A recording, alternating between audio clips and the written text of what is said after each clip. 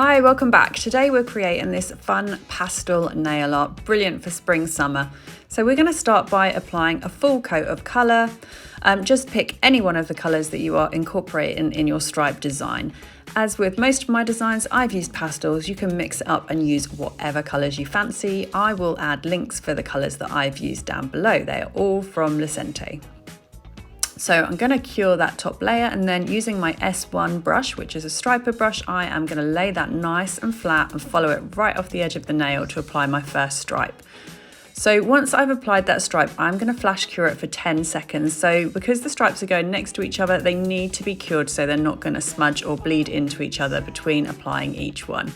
So I'm now going on with my second colour, again laying that striper brush nice and flat on the nail and steadily pulling it off the tip. So that is the key to getting your line straight, is to use the length of that brush, get it down nice and flat and pull it all the way along the nail and off the edge. Also make sure when you load your brush up, as you can see, you don't want splodges on your brush. If you've got a big dollop of product on the end of your brush, your stripes are not going to come out flat. You're going to go straight on with a big dot at the beginning of your stripe.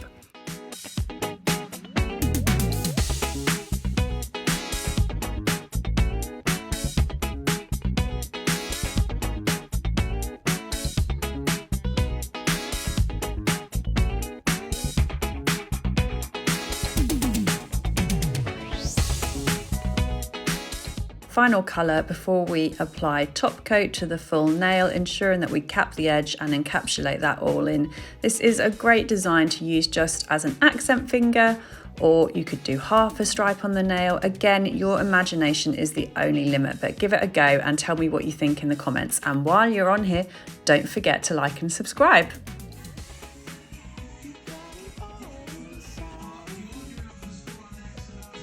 Feel it to be true.